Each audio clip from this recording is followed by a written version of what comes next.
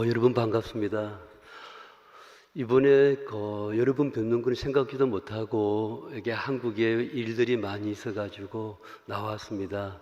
나왔는데 목사님의 카톡이 와서 그러면은 잘 됐다고 한번 여러분 뵙고 이야기했으면 좋겠습니다 했는데 오늘 이 자리에 여러분 앞에 섰습니다. 저는 1997년 7월 30일 날 그리스 선교사로 파송받아서 지금까지 그곳에서 사역하고 있습니다. 제가 주로 사역하는 사람들은 집시족들입니다. 그리고 또 최근에는 난민들이 많이 와다 보니까 2015년, 16년도에는 난민들과 사역했고요. 이번에 제가 나오게 된 일 중 하나는 저희 선교사에 해외도 있지만 아시아연합신학대학에서 주관하는 난민 포럼에 제가 발제하기 위해서 또 나와서 여러분을 이렇게 뵙게 되었습니다. 오늘 본문 말씀은 제가 늘 기억하고 있는 말이고 포스트 모더니즘 이후에 후기 포스트 모더니즘 시대에 그리스도인으로 살아가는 우리가 어떻게 행동하고 어떻게 살아야 할 것인가에 대해서 제가 종종 고민해 왔던 부분입니다. 저는 제 아내와 연애 결혼이 아니라 중매로 만났습니다. 여러분들은 많이 이제 중매 여러분 시대는 아니겠죠. 어떤 처녀가 손을 보고 오면은 누가 제일 궁금해 합니까? 그 자매와 가까이 있는 친구들이죠. 그래서 말하기도 전에 막 물어봅니다. 손본 남자가 어떠냐? 키 크냐? 그러면은 키만 크냐? 키도 크냐? 여기 차이가 있습니다. 키만 크다라는 말은 어떤 의미일까요? 이제 재정적으로는 좀 그런데 인물은 괜찮다는 뜻이겠죠. 키도 작다. 재정도 인물도 볼 것 없는. 그럼 더 베스트는 무엇입니까? 키도 크더라. 그러면은 양쪽 모두가 다 말할 것 없는 최상 상태입니다. 오늘 여러분을 향해서 여러분의 친구들이 우리 기독교인들을 향해서 뭐라고 이야기합니까? 예수쟁이들은 말만 잘한다입니까? 아니면 말도 잘한다입니까? 제가 이 단어 말 장난하는 게 아니고요. 이 한 단어가 저를 굉장히 고민하게 하고 생각하게 합니다. 오늘 본문에 보니까 블레셋의 왕 아비멜렉과 아우사 그리고 군대 장관 비골 이 세 사람이 이삭에게 왔습니다.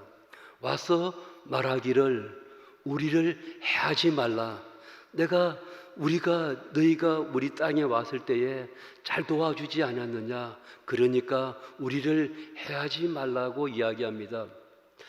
깊이 생각 안 하면은 이 말의 의미를 여러분은 잘 이해할 수가 없는데요. 한 가지 알아야 될 것이 있습니다. 가나안에 들어올 시기가 아브라함과 이 블레셋은 동시대에 들어옵니다. 아브라함의 종족들은 저 유브라데스 강을 건너서 왔기 때문에 강을 건너온 사람들이라는 뜻의 하비르라는 말도 있습니다. 반대로 이 블레셋 종족은 초기 해양 민족으로서 가나안에 들어온 사람들입니다. 갓돌림이라고 부르는 저 지중해의 섬 사람들이죠. 아니면 저 그리스에서 시작한 사람들인데 이들은 무엇을 가지고 있었는가 하면은 그 당시 가나안 지역은 청동기 시대인데 이 사람들은 로버트 태권 V로 온 거예요. 무쇠칼, 무쇠방패, 무쇠박기. 뭘 말하는 겁니까? 청동기 시대에 새로운 무기 체제인 철기로 무장된 사람들이 들어왔기 때문에 작지만 굉장히 강한 종족이었습니다. 동시대에 애굽에도 힉소스족들이 들어갑니다. 에집트 고왕조를 무너뜨리는데 이유가 이들과 동일합니다. 기원전 12세기경에 이들은 어디서 구했는지 모르지만 철로 완전 무장한 상태로 청동기 시대에 들어가니까 싸우지 못하고 그들은 애굽 고대는 바로 이 힉소스 문화에 흡수되고 말았습니다. 요셉이 총리가 되었을 때에 사용되어졌던 사람이 바로 이 이방 왕조 힉소스 왕조 시대입니다. 그리고 400년 지난 뒤에 이 애굽 이방 왕조를 무너뜨린 사람들은 중왕조 시대입니다. 그들로부터 철을 재련하는 것을 배워가지고 그들과 똑같은 전차를 만들고 칼을 만들고서 이방 왕조를 멸망시켜 버렸습니다. 그래서 이방인으로서 강한 이 유대인들이 두려웠기 때문에 남자아이가 태어나면은 죽이라고 할 수밖에 없었던 종족이 바로 이 에집트 사람들입니다. 그러면은 이 블레셋은 어떻습니까? 작지만 강하다고 그랬죠. 그래서 우리가 사사기에 보면은 유대인들이 연장으로 쓰던 철기가 고장 나면은 블레셋에 가져가면은 블레셋은 이 철만 자련하는 장관을 두어 가지고 그들만이 고쳐 가지고 유대인들에게 돌려주었다고 했습니다. 사무엘상에 보면은 블레셋과 전쟁을 하는데 사울 왕과 그의 아들 요나단만이 칼을 가지고 있었다는 거죠. 무슨 말이냐면은 이 칼을 가지고 있었다는 것은 철기로 된 칼을 가지고 있었고 많은 사람들은 청동기에 그 칼을 가지고 있었다는 겁니다. 이제 이해가 되시나요? 블레셋이 작지만 강한 나라라는 것을. 그와 같이 강한 나라에 세 사람이 와서 이삭에게 말하기를 우리를 해하지 말라는 겁니다. 말이 안 돼요. 요즘 같으면은 핵무기라도 있으면 모를까. 어떻게 그 새로운 무기 체제로 강한 사람들이 와서 이삭이 무엇을 가지고 있길래 두렵다고 말하고 우리를 해치지 말라고 말했을까요? 그게 오늘 본문에 나옵니다. 하나님이 너와 함께하는 것을 우리가 분명히 보았기 때문에 네가 무섭다는 겁니다. 제가 선교지에서 이 말씀 앞에 제가 굉장히 무릎을 꿇고 기도할 때가 많았습니다. 하나님, 이 이방인들이 저를 이렇게 좀 생각하게 해주십시오.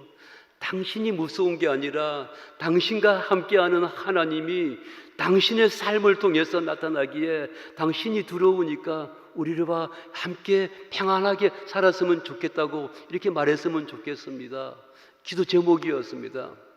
그러면 어떻게 했길래 이와 같은 소리를 들었을까요? 오늘 다시 말합니다. 우리 교회 다니는 사람을 멸시하는 이 세대, 포스트 모더니즘의 속에 살고 있는 우리 젊은 여러분들에게 저와 함께 나누고 싶은 이야기입니다. 어떻게 살아야 될까요? 어떻게 믿어야 될까요? 왜 이삭이 블레셋 땅에 갔습니까? 그 땅에 흉년이 들었습니다.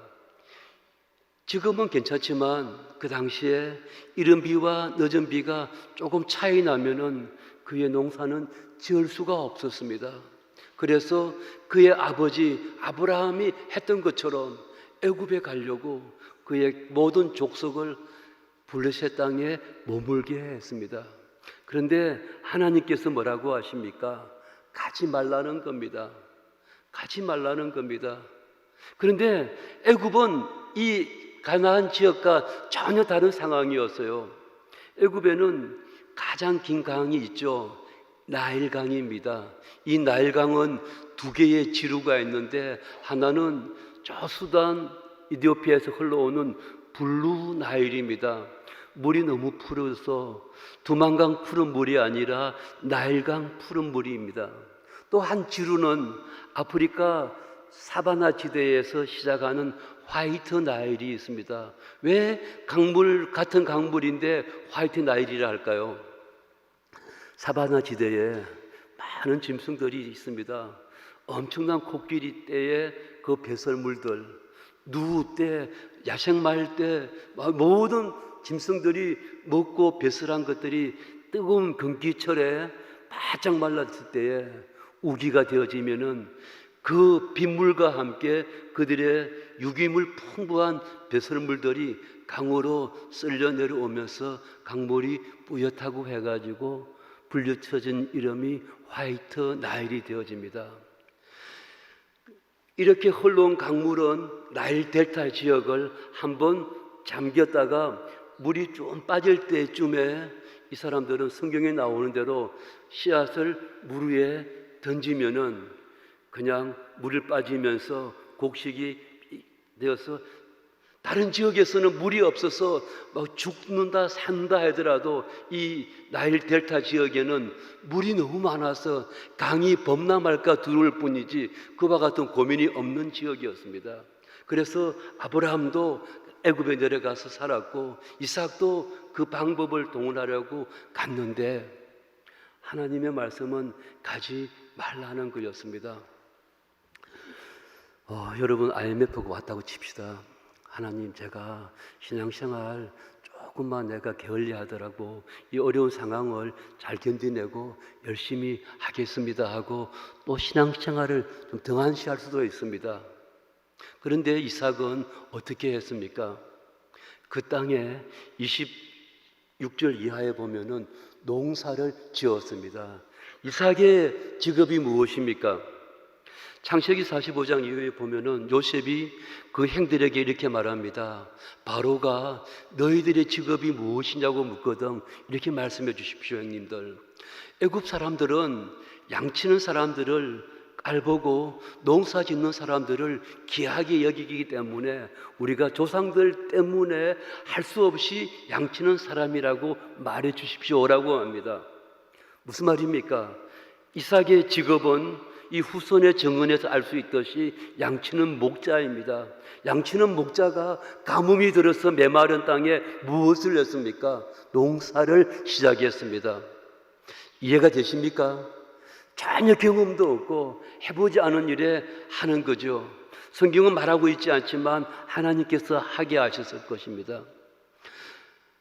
오늘 여러분에게도 이 말씀은 똑같이 적용되어집니다. 여러분 정말 잘 살고 싶습니까? 성공하고 싶습니까? 이 세상에서 자리 붙이고 여러분의 이름을 내고 싶습니까? 이삭처럼 말씀에 순종하십시오. 성경은 말합니다. 마침내 이삭이 그 땅에서 거부가 되었습니다. 30배, 60배, 100배의 열매를 거두었습니다. 이 일이 있기까지 어떻게 되었을까요? 제 어머님이 지금은 권사님이신 은퇴하신 권사님입니다. 제가 신앙생활을 하려고 할 때 제일 힘든 게 이렇게 말합니다. 야, 너 그냥 적당히 좀 그냥 교회 다니고 그리 믿으면 안 되나? 꼭 이것도 못 사고 저것도 못 하고 이렇게 하는 게 맞나? 제 어머님이 저한테 그런 적이 있습니다. 여러분이 어쩌면 신앙생활을 그대로 하려면은 가까운 사람들이 그렇게 방해할 수도 있었을 겁니다. 마치 이삭이 가뭄이 든 땅에 농사 지을 때에 누가 제일 먼저 비웃었겠습니까? 그 농사 짓던 사람들 말입니다. 나는 농사 짓는 지가 얼마인 줄 아느냐? 이 메마른 땅에 짓지 않는다고 말하는데 너는 왜 양치는 사람이 이곳에 와서 농사 짓느냐? 그것도 가물은 땅에. 많은 일이 있을 것입니다. 많은 비웃음과 조롱이 있었을 것입니다. 우리가 하나님 말씀대로 살아간다고 몸부림치면 칠수록 이와 같은 소리는 더 들을 수밖에 없습니다. 그래도 해야 됩니다. 성경이 가라면 가시고 가지 말라면 가지 말아야 됩니다. 하라면 하고 하지 말라면 하지 말아야 됩니다. 그럴 때에 마침내 여러분은 그 가운데서 마침내 뜻을 이루게 될 것입니다. 이것은 하나님과의 관계에서 순종의 자세입니다. 근데 이것으로만 이 답이 안 되더라고요. 그날에 종들이 와서 우리가 물을 얻었나이다 하매 그가 그 이름을 세바라 한지라. 그러므로 그 성읍 이름이 오늘날까지 부엘세바더라. 잘 아시죠? 세바, 영어의 세븐의 어원이 됩니다. 히브리어에 운물이 두 개가 있는데 자연스럽게 생긴 옹달샘 같은 것은 아인이라고 부릅니다. 그러나 사람들이 인위적으로 판 운물을 부엘이라고 합니다. 그 부엘세바는 7번째의 운물이라는 뜻이 되겠죠. 이 히브리 종들이 가난할 때는 불쌍해서 그냥 놓아줄 수 있었는데 어느 날 자기보다 더 잘 살게 되었습니다. 그래서 배가 아플 수밖에 없습니다. 한국에만 사촌이 땅을 사면 배가 아프냐 소리가 있는데 그리스에는 사촌이 아니라 형님이 새집에 가면 내가 배가 아프대요. 제가 배가 아프다 그랬더니 이웃 주민이 너희 형님이 새집에 이사 갔니? 그러더라고요. 아주 우리보다 더 심해요. 이 시기와 질투는 똑같은 거죠. 그래서 가난할 때는 괜찮았는데 자기들보다 더 잘 사는 거에 대해서는 용납이 되지 않았습니다. 그때마다 시비가 붙습니다. 물을 파면은, 운물을 파면은 그 블레셋의 사람들이 와서 이 땅은 누구 땅이냐? 너희 땅. 이 운물은 우리 거. 말이 안 된다. 땅은 우리 땅인데 너희들 운물이니? 그래서 싸움이 일어나는데 이삭은 하지 말라는 거죠. 그러면은 그 사람들이 말하는 대로 묻자 하면 묻고 또 다른 곳에 팝니다. 그런데 여러분, 이 가나안 지역에서 운물은 수도 꼭지만 틈어 나오는 수도물이 아닙니다. 동산과 부동산, 생명을 del선할 수 있는 자산을 한마디로 말하라면 이 운물입니다. 이 운물은 모든 그 재정의 알파요 오메가입니다. 이 운물 없이는 아무것도 할 수 없습니다. 그런 운물을 블레셋 사람들이 시비 걸 때에 이삭은 그냥 양보하게 했던 거죠. 저 같으면 양보 안 할 텐데, 네가 죽든지 내가 죽든지 한번 싸워보자 했을 텐데 그러지 않았습니다. 그리고는 이삭은 어떻게 합니까? 하나님 앞에 나와서 단을 쌓았다고 했습니다. 단을 쌓았다는 건 뭐 말하는 겁니까? 하나님 앞에 기도하는 거죠. 그때 하나님은 우리 26장 1절에서부터 쭉 읽어오면 이 말씀이 더 될 겁니다. 안다 네 마음. 내가 누구냐? 너의 하나님, 너의 아버지 아브라함의 하나님. 내가 너를 복을 주겠다. 네가 어디로 가든지 너와 함께 할 것이고 너의 후손들이 하늘의 별처럼 바닷가의 모래알처럼. 여러분, 복이 무엇입니까? 이삭처럼 마침내 부자가 되는 겁니까? 이삭처럼 마침내 자기 뜻을 성취하는 것입니까? 그것도 복입니다. 진정한 복은 말입니다. 내 인생이 풀리지 않고 실패해서 망한 것 같은데 그 망함 가운데서도 하나님이 나를 떠나지 아니하고 나와 함께 한다는 사실을 누리는 사람은 복을 누리는 사람입니다. 이마누엘의 축복의 사람입니다. 내 삶이 마치 구겨진 휴지처럼 쓰레기통 속에 있다 할지라도 나와 함께하는 하나님을 내가 누리는 것은 나는 복 있는 사람인 것입니다. 이삭에게 그걸 말하는 겁니다. 네가 어디로 가든지 내가 함께하고 너를 떠나지 아니하고 너의 후손들을 하늘의 별처럼 바다의 모래알처럼 충만하게 축복해 주겠다는 겁니다. 이것처럼 큰 축복이 어디 있습니까? 그래서 오늘날 우리가 예수 믿는 목적이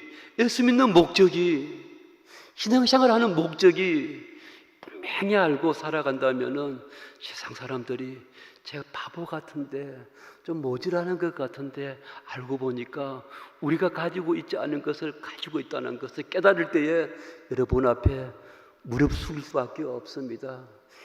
아우삭과 아비멜렉과 이 비굴처럼 나와서 우리와 화해하자, 함께 잘 지내자고 손을 내밀 수밖에 없는 것입니다. 제가 이것이 너무 부러웠던 거죠. 즉 하나님과의 관계에서는 그 말씀 앞에 내 지식보다도 내 경험보다도 하나님 말씀에 순종하는 것입니다. 그리고 이웃과의 관계에서는 내가 속이 상하고 좀 바보가 되더라도 양보하는 것입니다. 근데 그 양보가 손해보더라도 양보할 때에 세상 사람도 알고 있다는 것입니다. 저 사람 정말 하나님이 함께 한다는 것, 우리 세상이 줄 수도 없고 가질 수도 없는 그 비밀함을 가진 사람이라는 것, 그럴 때에 여러분을 다시 볼 수밖에 없고 그 역시 하나님의 존재에 대해서 다시 찾을 수밖에 없는 것이죠. 어떻게 살아야 될까요? 우리가 어떻게 믿어야 될까요? 바로 이것을 놓치고 신앙생활 한다면 큰 걸 잊어버리고 사는 것과 같다고 말할 수가 있습니다. 저는 그리스에 가서 참 제 뜻대로 되지 않았어요. 교회 하나를 개척하는데 13년이 걸렸어요.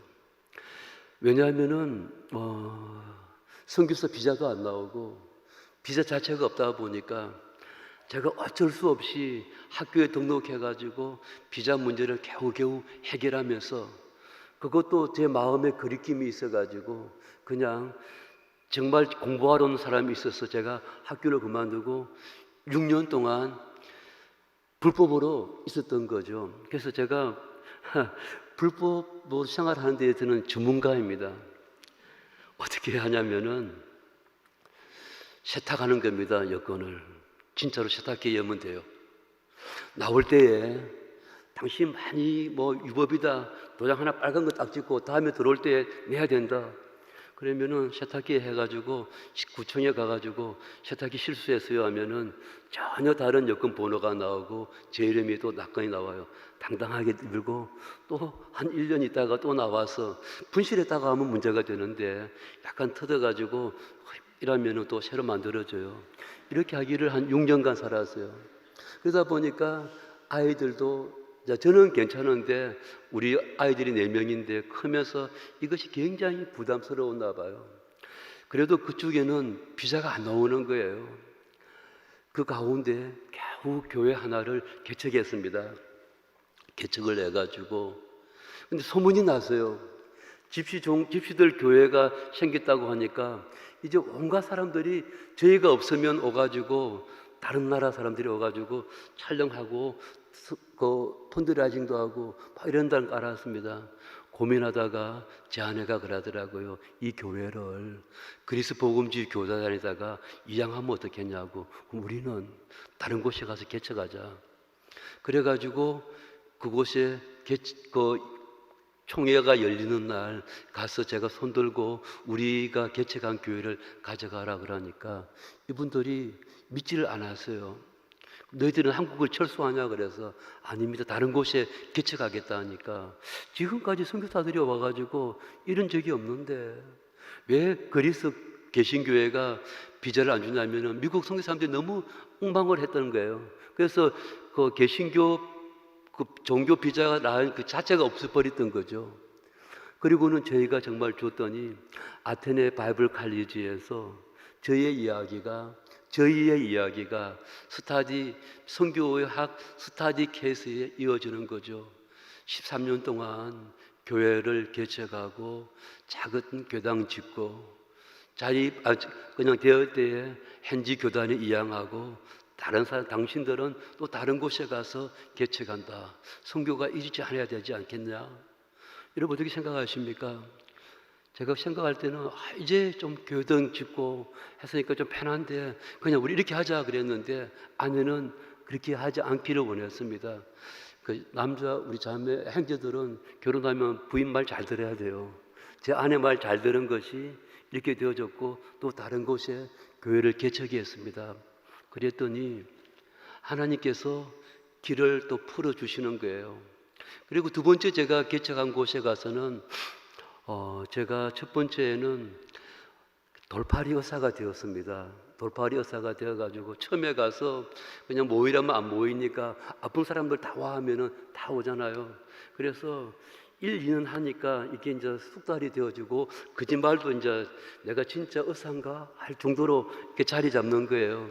그리고 이제 한국에 나오니까 누가의 선생님들 제가 공부 가르친 적이 있거든요. 부산 경남 누가의 선생님들이 또 저를 불러가지고 이제 목사님 양방은 어려운데 한방을 배우십시오. 김태균 선생이라고 부산 연산동에서 이따가 지금 한동대 병원을 간 분이 계세요.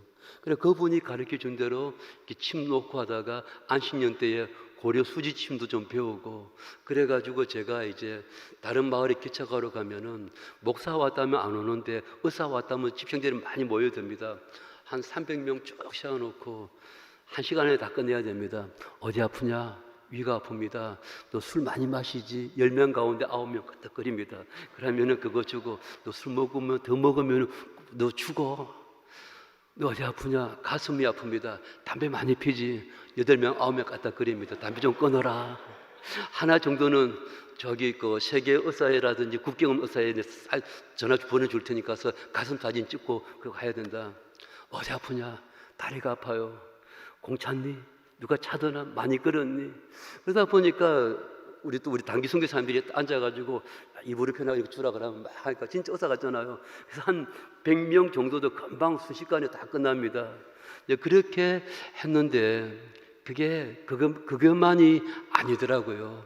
그래서 두 번째 개척을 시작할 때에는 나 의사 아니다. 그거는 진짜가 아니었고 내 직업은 말씀 전하는 사람이다 해서 까테린이라고 하는 데살로니가에서 90km 떨어진 교회를 개척하고 그곳에서 지금까지 이제 개척을 하고 있습니다. 말씀을 가르쳤습니다. 그리고 제가 한국 사람이 학교를 세우고 신학을 시켰다면은 한국밖에 안 돼요. 일부러 이 아이들을 그리스 복음주의 교단에 있는 성경학교에 보내게 했어요. 그리고 보내게 하고 5명을 보냈는데 거기서 이제 고속도로 오면은 그 아이들이 차가 없으니까 조그만 트럭 있죠. 그게 2명, 3명 타고 2명은 항상 뒤에서 이렇게 타고 오니까 경찰들이 검문을 한 거예요. 그 검문에 똑같은 가방을 5명이 다 메고 있는데 열어보라 그러니까 정말 그냥 이상하게 쓴 그리스 글씨 노트 한 건하고 성경책이 한 것이 나오니까 너희들이 뭐 하는 사람이냐 그랬더니 성경 공부하러 다닌다 그러니까 경찰에서도 이해가 안 되는 상황이었어요. 그리고 이 아이들이 이제 성경학교를 졸업했어요. 졸업할 때는 5명 들어가가지고 8명이 3년 동안 졸업을 했어요. 말씀이 들어가니까 어떤 일이 생기냐 하면은 저희 막내가 지금은 이제 30살인데 아들이 미국에서 장가를 갔습니다. 얘가 대학 다닐 때에 방학 때마다 저희 집에 오면은 저희 집에 안 오고 집시 마을에서 같이 먹고 자고 화장실도 없는 데서 먹고 자고 그냥 같이 아이들 음악 가르치고 또 번역해가지고 복음성 가르치고 그렇게 했어요. 어느 날 제게 전화가 왔습니다. 아버지, 에반겔리하고 니코 파나요티가 어떤 사람이 청소하라고 해서 그 사람 그 집의 주인은 5년 전에 죽고 가족이 없어가지고 친척이 와서 청소하고 청소비 대신에 나 쓸만한 거 다 가져가라 해가지고 청소했는데 그곳에서 돈 18,000유로와 1,400달러가 나왔는데 어떻게 하면 좋겠냐고 말하더라고요. 주인도 없는데 가져가라. 너희들끼리 나누라고 하신 게 제 솔직한 속마음이었어요. 너무 많은 돈이에요. 제가 한 이틀 있다가 전화해가지고 너희 세 사람이 의견이 일치가 된다면은 주인에게 돌려주는 것이 안 좋겠냐, 그 유가족에게. 그랬더니 전화가 와서 돌려준다고 하는 거예요. 아니, 너희뿐만 아니라 너희 부인들까지도 의견이 일치가 되면 좋겠다 그랬어요. 근데 부인들도 다 돌려주기로 한다는 거예요. 제가 교회 가서 물었습니다. 왜 그러냐 그랬더니 제 아내가 성경 공부 그때 사도행전을 가르치고 있을 때인데 저 앞에 전번에 그 설교 각 성경 공부 때에 아나니아 삽비라는 자기 것 가지고도 거짓말해서 죽었는데 우리 게 아니기 때문에 돌려주는다고 약속했다는 거죠. 근데 그 당시에 이 세 사람의 생활이 어떻게 했냐면은 18,000유로와 그 1,400달러면은 3등분 한다면은 니꼬는 정말 그 고물차라도 하나 사가지고 잘 일할 수 있고 또 파나요티라고 하는 딸 둘이 있는데 귀가 안 들려요. 근데 보청기 하나 끼워주면은 들을 수 있다는 거예요. 이 두 아이들 그리고 이 돈이 다 필요한데, 그래서 저는 이제 그리스 목사님, 저하고 친한 목사님께 전화했어요. 이럴 경우에 어떻게 하면 좋겠냐고 했더니 이분도 제게 선뜻 답을 못 주고 4일 후에 전화가 왔어요. 아마 고민 많이 했는지 우리 교회 장로님이 변호사님인데 그 변호사님하고 법원에 같이 가면 좋겠다고, 그렇게 하라고. 제가 안 가고 이제 그 장로님하고 우리 집생제들 3명이 법원에 가니까 법원에서는 여기 오지 말고 너희 간날 경찰서에 돈을 돌려주라 했다는 거죠. 그래서 돈 돌려주는 날 전화 안 못 받지만 우리 아들의 표현에 의하면은 그 형제들 가족들은 밖에서 울고 있고 형제들은 돈을 돌려주는데 그 장로님 뒤에 쫄쫄 따라가고 그 청소시켰던 유가족은 화가 나고 쫓아와가지고 일을 어떻게 이렇게 하냐고 내한테 전화하면은 너희도 좋고 나도 좋은데 이런 그 벌어지고 경찰들은 어이없어하고, 왜냐하면 얘들이 도둑들이었거든요. 다 감옥에 한 번씩 다 갔다 온 사람들이고 우리 형제 하나는 아직까지 그 자동차 한 80몇 대를 훔치는데 그 조직에 1년이 돼가지고 해결이 안 되고 재판이 아직 안 끝나는 이런 형제들이 그랬다니까 경찰로서도 이해를 못하는 일이에요. 한 가지 간증을 합니다. 그 우리 형제가 그 유가족한테 왜 이렇게 하냐 했을 때에, 왜 이렇게 하긴요, 당신이 분명히 쓸만한 건 다 가져가라 했으니까 우리 겁니다. 근데 우리 목사님이 돌려주래서 돌려주는 거지 우리가 정신 나간 사람 아니에요. 이렇게 하니까 이 사람들은 멍하고 있고, 그리고 나서 저한테도 전화가 왔어요. 목사님, 신문기자가 와서 그 자기들 일을 기사화하겠는데 어떻게 하면 좋겠습니까? 나는 하고 싶지 않은데. 제가 그래서 에반겔리아 하라고, 해야만이 너의 종족을 볼 때에 사람들은 도둑이요 강도요 나쁜 사람들이라고 하는 것을 너희의 간증으로 이 기사로 좀 바르게 밝혀주셔야 되지 않겠니? 신문이 났어요. 신문이 나니까 얘들한테 박해가 오는데 누구로부터? 그 친척들로부터, 멀리 떨어진 친척들이 이런 바보들이 있나? 그 돈이면은 너희들 앞으로 막 이렇게 또 오히려 아이들이 고개가 이렇게 숙이고 있는 거예요. 제가 그때 설교하면서 우리 아이들에게 말했던 것은 너희들은 내보다도 더 선생님이다, 훌륭한 사람이다. 나는 솔직히 말해서 너희들이 그냥 안 돌려주고 쓰기를 바래서 이렇게 말했는데 정말 잘 되지 않았니? 그런데 하나님이 어떻게 하신 줄 아십니까? 이 시에서 저 아이들을 어떻게 도울고 고민하다가 초등학교도 안 다닌 사람들입니다. 금전고시를 치게 해가지고 야간 중학교 보내자, 답을 다 알려준 거예요. 어느 날 가니까 2917m 해서 높은 산 막 외우고 있더라고요. 그러니까 답을 주놓고 그 시험을 쳤는데 얘들 3명뿐만 아니라 18명이 학교 문턱도 안 다니는 사람들까지도 해가지고 야간 중학교에 들어가게 된 거예요. 그리고는 그 교회에서 저한테 불렀습니다. 너희 교회에서 이 오후 예배를 간증도 하고 처음으로 제가 설교하게 된 때예요. 그 설교 끝나고 축도하러 오신 분이 그러더라고요. 야, 너희들 그 집에 왜 커튼은 뜨지 않았니? 그러니까 우리 형제가 다른 거는 다 쓸모없었는데 커튼 너무 깨끗해가지고 그냥 두었습니다. 그랬더니 그분이 축도하기 전에 이렇게 말하더라고요. 그 유가족이 화가 나가지고 저것도 그 이웃 할머니한테 띠가라고 했더니 띠니까 거기서 또 8,000유로가 나왔다는 거예요. 그 이유가 뭐냐면 그 당시 그리스가 IMF를 한참 진행 중일 때에 은행에 돈을 줘 놓으면은 뱅크런 방지하기 위해서 돈을 인출을 못 해요. 그러다 보니까 노인분들은 집에다가 현찰을 가지고 있었던 건데 그렇게 나온 거죠. 이 할머니가 고민하다가 집시들도 돌려준, 나도 돌려줘야 되겠다. 그러면서 지금까지 이런 일은 없었고 앞으로도 없을 것 같다고 이야기하는 거예요. 어떻게 행사가 되겠습니까? 우리 아이들이 승용차가 아니기 때문에 화물차에 대에 다 타고 갑니다. 삼촌이 아파가지고 갑자기 싣고 가면은 경찰들이 가라고 해요. 다 불법이지만 빨리 병원에 가라고. 그리고 축구단이 하나 있는데 축구화 30클레가 잊어버렸다. 와가지고 좀 찾게 달라고. 그럼 우리 에반겔리 형제가 감옥에 안 보내는 거죠. 찾으면 다 나와요. 그거 돌려주고. 이렇게 하니까 범죄율이 떨어지고 하니까, 그래서 그 아이들이 18명이 중학교에 들어가가지고 3년 반, 4년 동안 해가지고 14명이 졸업을 했습니다.